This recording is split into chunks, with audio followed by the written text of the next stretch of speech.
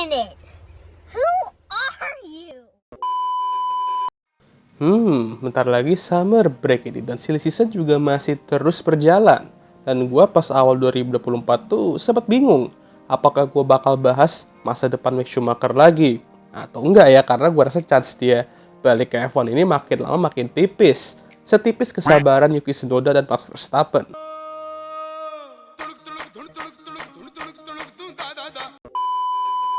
Nah jujur, gue sampai sekarang ngerasa kalau Mick Schumacher itu layak untuk mendapatkan kesempatan kedua di F1. Oke lah, musim keduanya di Haas nggak sesuai ekspektasi dan underperforming. Tapi itu juga pertama kalinya dia diberikan mobil asli F1 yang bisa bersaing di papan tengah lah minimal ya kan. Setelah musim 2021 di mana yang lain bersaing untuk poin, Haas malah bersaing sama kebangkrutan. Sangat meresahkan.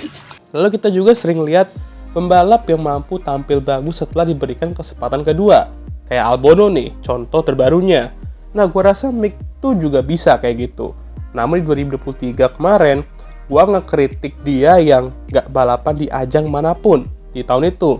Meskipun dia menjadi reserve driver Mercedes dan menghabiskan banyak waktu di simulator dan testing-testing private, jujur aja kalau target dia balik ke F1, itu nggak cukup coy.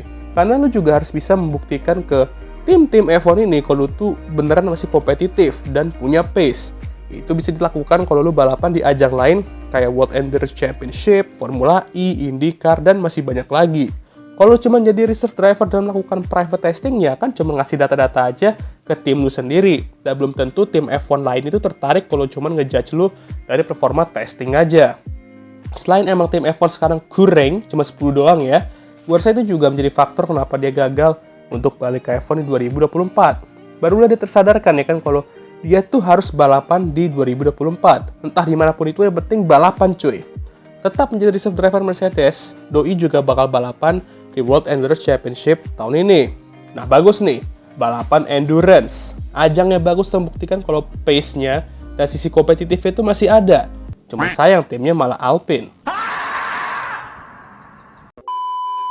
Alpine Hypercar emang rada ampas ya kalau dibandingin sama Toyota, Porsche, sama Ferrari musim ini. Ya sama lah kayak di F1 ampasnya lah ya. Udah gitu, pakai mesin Mecachrome pula ya kan. Dala Alpine, Mecachrome lagi. Udah cocok lah mobil ini jadi pengujian mental Mick Schumacher untuk ke F1 lagi ya kan. Sebenarnya di Le Mans kemarin, Mick and Friends di Alpine nomor 36 itu mampu tampil cukup solid. Berada di top 10 sepanjang balapan. Namun ya jangan ditakutkan terjadi. Mesin Mecachrome itu berulah dan membuat mobil mereka DNF di home race mereka. Adeh. Tapi harus diapresiasi juga pace Mick di Alpine itu. Nah di saat yang sama muncul berita kalau Esteban Ocon keluar dari Alpine. Dan salah satu kandidat penggantinya ya Mick Schumacher. Tapi untuk saat ini, Alpine sepertinya sedang menunggu kabar Carlos Sainz karena itulah target utama mereka untuk 2025. Siul emang abang Spanyol satu ini ya kan. Gara-gara dia masih dilema mau masuk ke tim mana, tim lain pun juga terlena-lena. Nah kabar baik minggu ini untuk Mick ialah dia and Friends mampu mencetak poin pertama mereka musim ini di 6 Hours of Sao Paulo. Ya butuh selama itu ya.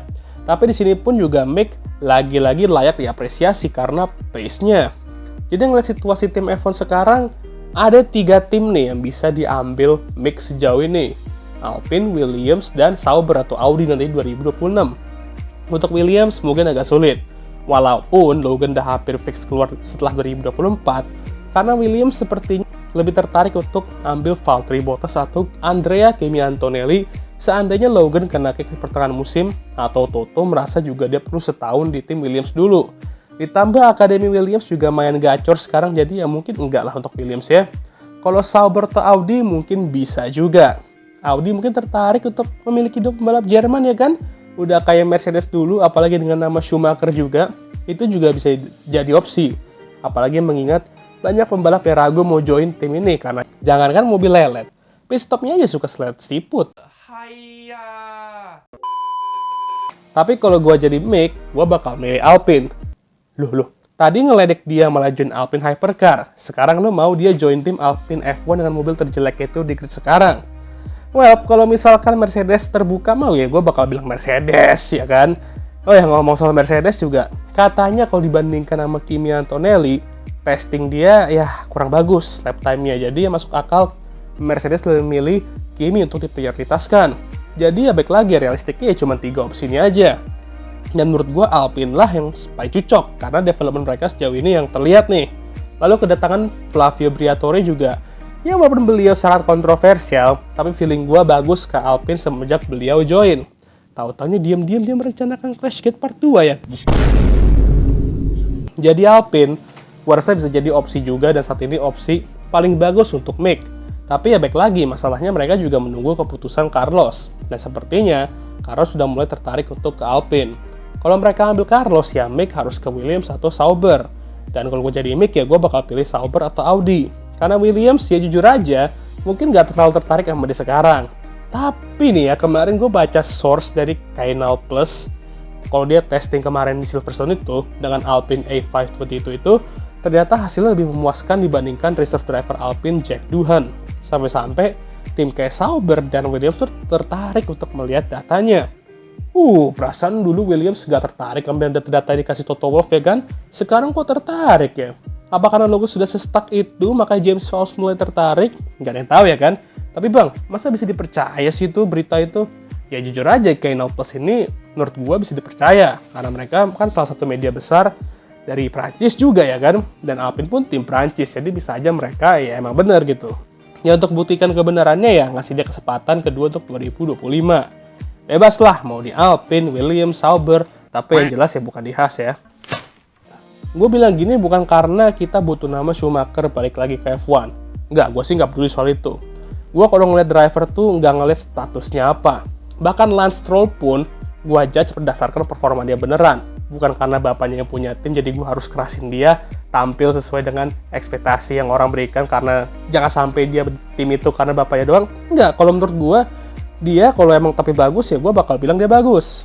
Tapi kalau sebaliknya ya pastilah gue kritik atau roasting ya, setidaknya ya nggak sampai nge-hate juga kayak Coulthard 44. Lagi-lagi apa? Betul.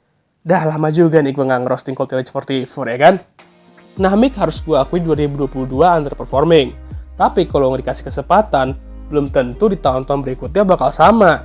Jadi kesempatan kedua itu layaklah didapatkan, apalagi di World Endurance Championship performanya dengan Alpine itu ya cukup solid. Tapi kalau misalkan dia masih sama di chance kedua ini, barulah kita bisa bilang kalau F1 bukanlah tempat dia. Sama kayak hidup aja lah, kadang kita butuh kesempatan kedua kalau kita mau lebih baik lagi dan dewasa.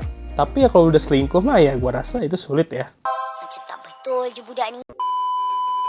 Kenapa jadi bahas beginian jenah? Tapi ya udahlah, gimana menurut kalian? Setuju nggak kalau Mick dikasih kesempatan kedua untuk 2025? Jangan lupa like, subscribe, dan share video ini, dan jangan lupa juga untuk menyalakan lonceng notifikasi agar kalian semua tahu jika gue ngupload video baru. Jangan lupa juga untuk follow Instagram gue. Oke, sudah lelah. Seperti biasa videonya kami tutup. Oleh. I'm Emma Watson. Thank you for watching.